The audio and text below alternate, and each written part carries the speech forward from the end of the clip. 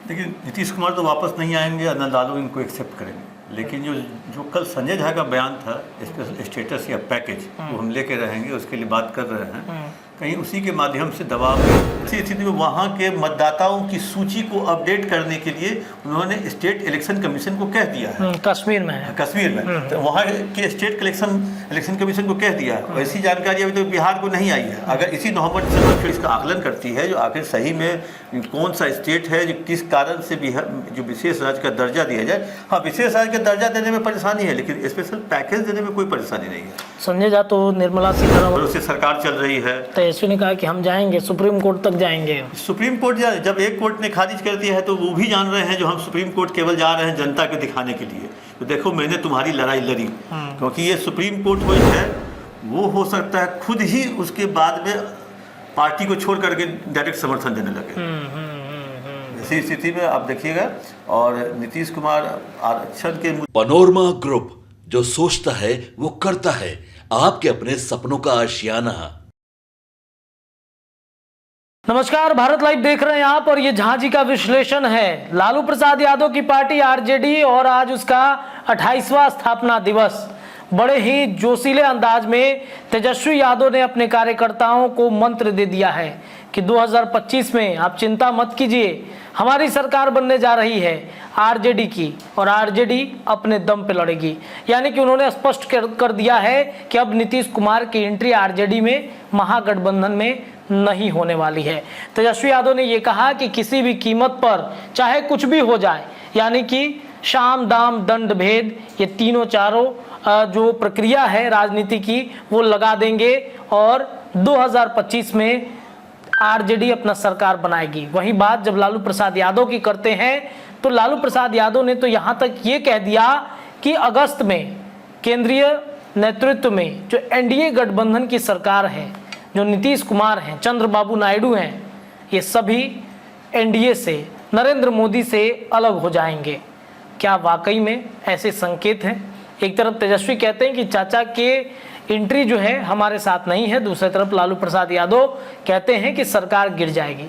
तो नीतीश क्या करेंगे? आखिरकार लालू प्रसाद यादव का ये बयान क्यों इतना चर्चा का विषय बन रहा है?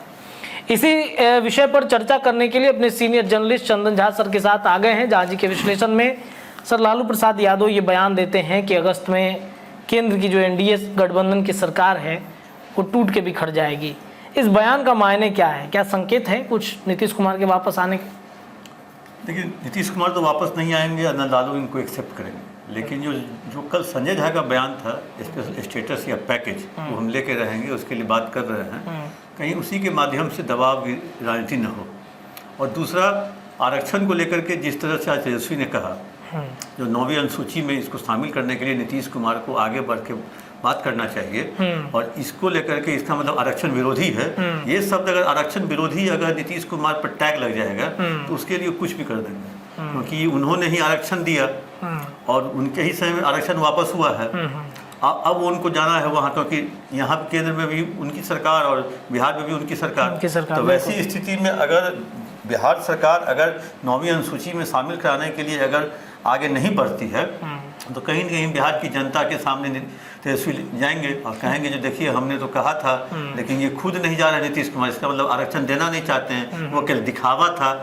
जातिगत जनगणना और आरक्षण देना वो एक दिखावा था। तो वैसी स्थिति में नीतीश कुमार को न आगे चलते बनेगा न पीछे जाते बनेगा। तो वैसी स्थिति में कुछ स्टेप लेने अगर लेते हैं तो उसी को संभावनाओं को देख करके लालू प्रसाद यादव ने इस तरह की बात की है। और उन्होंने साफ तौर पे कहा कि मात्र यही दो मुद्दा होगा और कोई दो मुद्दा नहीं होगा, मतलब आरक्षण और स्पेशल स्टेटस या विशेष राज्य का दर्जा। और लालू अनुमान लगा रहे हैं जो इन दो मुद्दों पर नीतीश कुमार समझौता नहीं करेंगे। और अगस्त इसलिए उन्होंने कहा है क्योंकि तेजस्वी के भाषण में आपने सुना होगा जो इस दिसंबर में हो जाए या अगले दिसंबर में, जी विरोधियों को भी आशंका है कि समय से पूर्व नीतीश कुमार चुनाव करा सकते हैं। और जिस तरह से अभी देखिए अगस्त में 26,000 सिपाही की बहाली की वैकेंसी भी निकली है, राजस्व भूमि सुधार विभाग में 10,000 की बहाली हुई, मतलब नियुक्ति पत्र बटा। जिस तेजी से मतलब नौकरियां दी जा रही है जो अक्टूबर नवंबर तक अगर वो लगता है टारगेट, अगर फिर शिक्षक वाला भी निकलने वाला है, तो वैसी स्थिति में अगर जिस हिसाब से ये आगे बढ़ रहे हैं नौकरी देने के लिए, तो जनता के पास मुद्दों के साथ ही जाएंगे नीतीश कुमार, और हमको तो हड़बड़ी में भी हैं।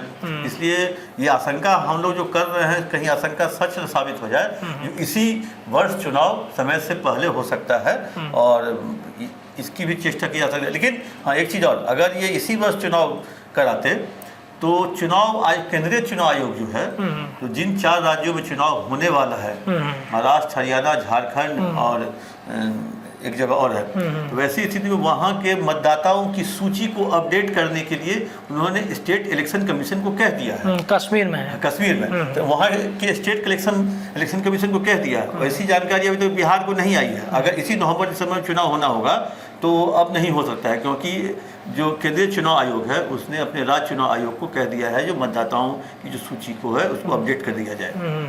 तो ऐसी स्थिति में हो सकता है इस नवंबर दिसंबर में नहीं, अगले साल जनवरी फरवरी में करवा लें। एक चीज़ और कह रहे थे कि तेजस्वी बिहार में विशेष राज्य के दर्जे की जो मांग नीतीश कुमार कर रहे हैं वो हमारा मांग है। आरजेडी ने शुरू से ही ये मांग रखा था। जब लालू प्रसाद यादव यूपीए सरकार में थे तब भी ये मांग उठती थी, उस समय भी नहीं मिला। नीतीश कुमार जब साथ आए हैं तब भी ये सवाल उठाया, नीतीश कुमार जब अलग हुए हैं तब भी ये सवाल उठते रहे हैं। तो तेजस्वी यादव जातीय जनगणना का क्रेडिट ले लिए, बिहार को विशेष राज्य का दर्जा दिलाने का क्रेडिट भी लेंगे क्या? देखिए, ये बात तो जैसे सही कह रहे हैं। जब वाजपेयी जी की सरकार थी तो वाजपेयी जी पटना आए थे और राबड़ी देवी यहाँ मुख्यमंत्री थी। तो राबड़ी देवी ने मतलब गांधी मैदान से लेके एयरपोर्ट के बीच में उन्होंने इसकी चर्चा की थी जो बिहार बहुत गरीब है, बहुत दरिद्र है, यहाँ बाढ़ आता है, सुखाड़ आता है, बिहार में कोई उद्योग नहीं है। और ये बात हुई थी आपको जब झारखंड बना था तब, क्योंकि सारा खनिज कोयला ये सब चला गया झारखंड में, बिहार में कुछ बचा नहीं कि मात्र पर्यटन स्थल। तो वैसी स्थिति में इन्होंने मांग की थी राबड़ी देवी ने, ये हमको 2003 की बात होगी, तो लेकिन एग्जैक्ट हम डेट नहीं जान रहे हैं। लेकिन ये चीज़ है, राबड़ी देवी ने मांग की थी जो बिहार गरीब हो गया है, झारखंड अलग हो जाने से सब कुछ झारखंड में चला गया है, इसलिए बिहार को विशेष राज्य का दर्जा दिया जाए। और वाजपेयी जी ने हामी भी भरी थी, बोला था ठीक है देखते हैं, वादा तो नहीं करेंगे। लेकिन दिल्ली जाते जाते सब कुछ बाजी पलट गया। विशेष राज्य का दर्जा देने के लिए कुछ नियम कानून होते हैं, उसमें उसके लिए वित्त विभाग की कमेटी बनती है, वित्तीय समिति, और वो इसका आकलन करती है जो आखिर सही में कौन सा स्टेट है जो किस कारण से बिहार जो विशेष राज्य का दर्जा दिया जाए। हाँ, विशेष राज्य का दर्जा देने में परेशानी है, लेकिन स्पेशल पैकेज देने में कोई परेशानी नहीं है। संजय झा तो निर्मला सीतारमण से मुलाकात भी कर लिए हैं, क्या ये हरी झंडी मिल गई है कि स्पेशल पैकेज आपको देंगे, स्पेशल स्टेटस का दर्जा बिहार को नहीं दे सकते हैं? अब निर्मला सीतारमण से उन्होंने किस मुद्दे पर मुलाकात की है भी कहना ठीक है, क्योंकि अभी हमको होता है जो उनकी सबसे बड़ी मांग है नेपाल की सीमा पर डैम बनाना। अब वो केवल केंद्र और क्योंकि राष्ट्र का बात है, वो स्टेट गवर्नमेंट बना नहीं सकती है, क्योंकि हर साल जो कोसी में बाढ़ आता है और फिर अभी भी कोसी का लेवल बढ़ा हुआ है, और अररिया, किशनगंज, सहरसा, मधेपुरा, पूर्णिया, इन सब इलाकों में बाढ़ का पानी अभी फैला हुआ है। तो ये नेपाल से छोड़ा गया जो पानी है जो उसके द्वारा ये बाढ़ आता है। तो जब तक वो अंतर्राष्ट्रीय सीमा पर बांध नहीं बनेगा, बैराज नहीं बनेगा, वो तब तक वो चीज़ बिहार उसके प्रकोप से नहीं छूटेगा। तो वैसे ही स्थिति में ये बनाएगी केंद्र सरकार, स्टेट गवर्नमेंट, तो क्योंकि केंद्र और दूसरे एक देश से दूसरे देश का मामला है। तो वैसी स्थिति में हमको लगता है जो वो उस मुद्दे पे भी, और जोधपुर में जल संसाधन मंत्रालय उन्हीं के पास रहा है और अभी ये बिहार है और उस इलाके से भी आते हैं, झंझारपुर से भी आते हैं। आज इत्तेफाक से अपने गांव भी गए हुए संजय झा, कल पटना आए थे, और वो यहाँ रहे हुए हैं मंत्रालय में भी, और वो जानते हैं जो कौन सी परिस्थिति में आ रही है बाढ़। और एक है जो उन सब इलाकों में गंगा और जितनी भी बड़ी नदियां हैं उनके गाद को निकालना, और गाद को निकालने के लिए जब तक सेंट्रल से पैसा फंड नहीं आएगा, क्योंकि बहुत बड़ा ये खर्चे का घर है, तो वैसी स्थिति में ये उनसे मिले थे और संजय झा की मुलाकात हुई है। स्पेशल स्टेटस पैकेज पे भी बात हुई है, बाढ़ के मुद्दे पे भी बात हुई है, जल प्रबंधन पे भी जो खर्चा होगी उस पर भी बात हुई है। लेकिन लालू यादव ने एक तरह से कहें जो एक पत्थर उछाला है, अब देखते हैं पत्थर कहाँ तक जाती है। उन्होंने मतलब देखते हैं, मतलब नदी में ताल तलैया में जब हम फेंकते हैं तो बहुत बहुत दूर तक स्लिप करता है और वो भी अगर फ्लैट पत्थर है तो वो जंप भी लेता है, बम्प भी करता है, एक बार निकल के फिर दूसरे बार भी जाता है। तो फ्लैट है, एनडीए गठबंधन फ्लैट तो नहीं है, लेकिन लालू जी ने जो पत्थर फेंका वो फ्लैट है। अच्छा। वो हो सकता है कहीं ना कहीं दूर तक गुल खिलाएगी, क्योंकि अब लालू प्रसाद यादव के पास मुद्दा बहुत है, नीतीश से ज्यादा मुद्दा है, नीतीश कुमार से। लालू यादव के पास है आरक्षण, देखो एनडीए आरक्षण विरोधी है, नहीं गया 9वीं अनुसूची में, उसी के भरोसे सरकार चल रही है। तेजस्वी ने कहा कि हम जाएंगे सुप्रीम कोर्ट तक जाएंगे। सुप्रीम कोर्ट जब एक कोर्ट ने खारिज कर दिया है तो वो भी जान रहे हैं जो हम सुप्रीम कोर्ट केवल जा रहे हैं जनता को दिखाने के लिए, तो देखो मैंने तुम्हारी लड़ाई लड़ी। क्योंकि ये सुप्रीम कोर्ट हो या हाई कोर्ट हो, जब हाई कोर्ट ने उसको निरस्त कर दिया तो सुप्रीम कोर्ट भी वाजिब सी बात है वो भी उसी तर्ज पे, क्योंकि आधार तो वही रहेगा। तो वैसी स्थिति में जब तक 9वीं अनुसूची में नहीं शामिल होगा, और उस दिन नमन जी ने आपको बताया था जो 9वीं अनुसूची में केवल तमिलनाडु वाला शामिल है, क्योंकि उस समय वहाँ भी सरकार इनकी, वहाँ भी वहाँ उस सरकार उनकी। जयललिता के समय से वो प्रक्रिया उस समय था कि मतलब वो एक अलग प्रक्रिया के तहत किया गया है वहाँ पर। तो वैसी स्थिति में अब नीतीश कुमार की बात कितनी सुनी जाती है, और हमको लगता है जो सह और मात का खेल चल रहा है केंद्र में। सह मात इसलिए जो नीतीश कुमार 12 का भय दिखा रहे हैं और अमित शाह 12 की जुगाड़ में लगे हुए हैं। इसलिए मीटिंग कर रहे हैं अपने सांसदों के साथ, जदयू की। हाँ, जदयू के सांसद मीटिंग कर रहे हैं, जहाँ तहाँ मीटिंग कर रहे हैं, और 12 सांसद कोई बहुत बड़ी बात नहीं है जो जुगाड़ ना हो पाए। लेकिन तो 12 सांसद जरूरी नहीं है कि जदयू का ही होगा, हो सकता है कि किसी और दल का, इंडिया गठबंधन में से भी किसी को तोड़ के ले आए। अरे एक चीज बताइए, प्रोटोकॉल किसको खराब लगेगा? स्कॉट किसको खराब लगता है? गृह मंत्रालय है अमित शाह के पास, पाँच टेलीफोन बगल में जो रिसीवर किसको खराब लगेगा? और जब आप निकलिएगा तो अपने कमरे से लेकर के और डोर स्टेप तक, मतलब गाड़ी तक स्कॉट मिलेगा और सलामी मिलेगा हर गेट के सामने, जो टेलीफोन ड्यूटी, स्टिक ड्यूटी खड़ा है। तो हमको लगता है जो अगर कहा जाएगा जो मंत्रालय आपके पास रहेगा तो हो सकता है मतलब हर जगह वीवीआई मूवमेंट उनके लिए रहेगा। हाँ, तो मतलब इतनी सारी सुविधाओं के साथ अगर कहा जाएगा जो आ जाइए मेरे घर को बचा लीजिए, तो ये कोई भी ऐसा नहीं होगा जो आत्मघाती दस्ता होगा या आत्महत्या करेगा। इसलिए ये हम नहीं कह रहे हैं जो किसके साथ हो रहा है, कोई भी जिस भी पार्टी की सरकार केंद्र में है जो समर्थन दे रही है, वो हो सकता है खुद ही उसके बाद में पार्टी को छोड़ करके डायरेक्ट समर्थन देने लगे। ऐसी स्थिति में आप देखिएगा, और नीतीश कुमार आरक्षण के मुद्दे पर घेरे जाएंगे, विशेष राज्य के दर्जे पर घेरे जाएंगे, स्पेशल पैकेज के मुद्दे पर घेरे जाएंगे, और इन सब मुद्दे पर लालू यादव और तेजस्वी यादव घूमेंगे। और ये 15 अगस्त से शुरू हो जाएगा बिल्कुल।